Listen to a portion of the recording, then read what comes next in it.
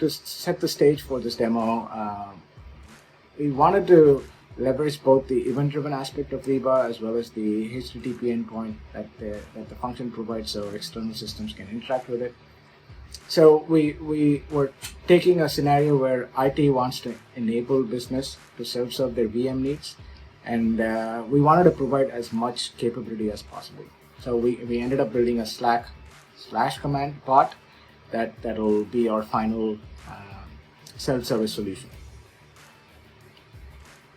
Now, we agreed on these following requirements that we wanted to enable them to create a VM, or if they have a base image to choose from, we wanted them to give to be able to clone from a VM template, and we wanted them to on demand be able to Powercycle a VM and have some level of crisis management. Right, we'll go into that in detail on the demo. Then we wanted to make sure people are responsibly using our resources, and we wanted to enable cleanup, so have the ability to retire a VM. Now let's look at this in action. For the first demo, we're going to start by creating a VM, and to do that, we're going to type in /IaaS spawn, which is the keyword for creating a VM, and then the name of the VM.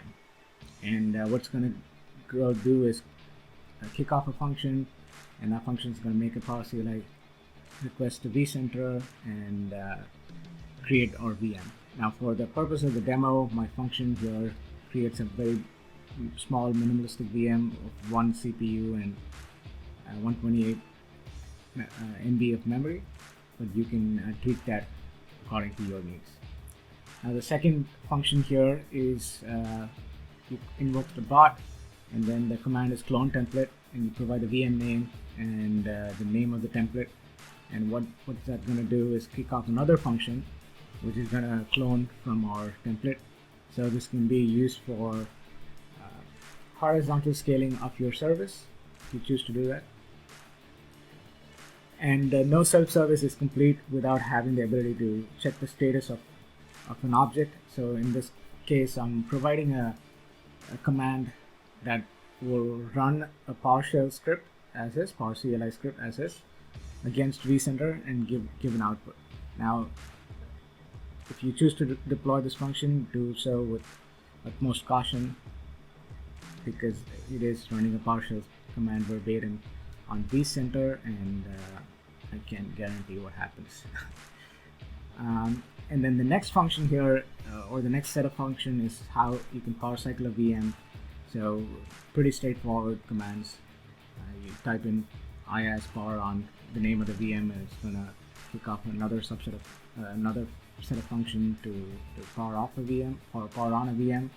Same way for power off. And the good thing about these functions are they're structured in such a way that they're isolated. So if you choose to tweak the function and put in different business logic, you can do so without impacting the other functions.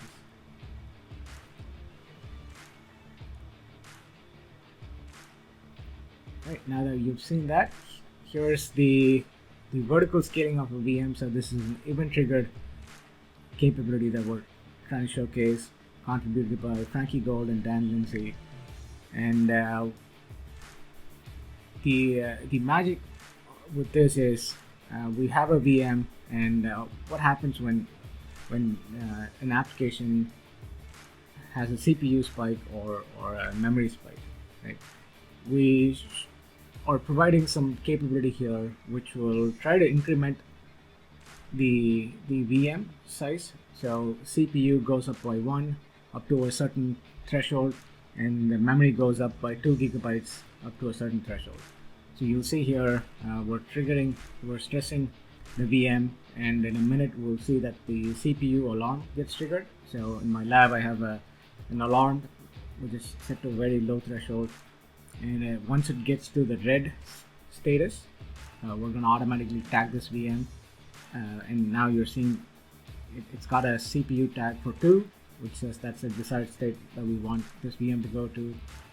and in a minute we'll see that the memory also spikes, and it's going to automatically try to increment the existing memory count by 2 gigabytes. So it'll tag the VM to 4 gigabytes.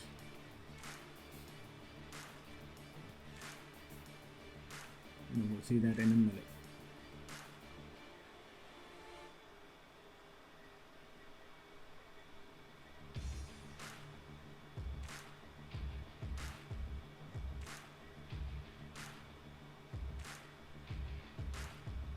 Alright, now we have those tags.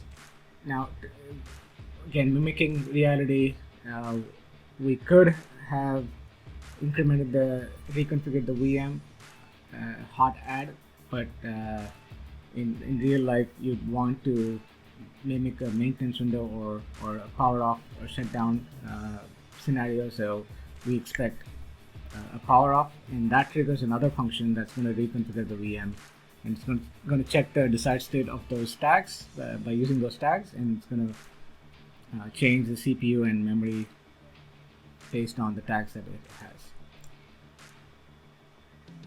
Now it's going to continue doing that until it meets that upper threshold.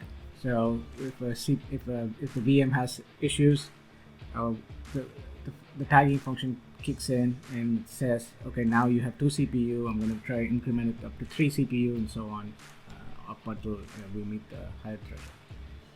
The next function here is the auto storage vMotion of a VM. So if host data store gets close to the threshold of its capacity, we're going to automatically migrate the VM to a different data store. In my lab, it's going to migrate to a completely different host, and the data store is also on that separate host. So to do that, I trigger another alarm, and that's going to automatically move the VM. It happens in a split second. So it automatically moves the VM from my ESXi03 host to the ESXi01. The last set of functions here is how you can delete a VM. So the command is is nuke the VM name, and it's going to make a request to vCenter and delete the VM. And that should wrap up our demo. Now, we worked very hard and very late to get this demo to you guys, and the code for this app is also made available in our GitHub repository. I hope you've enjoyed and appreciate the demo and the code. I hope you guys deploy it or use it in real life scenarios, and let us know if you have any feedback on how we can improve VEBA or these set of functions. Thanks for watching.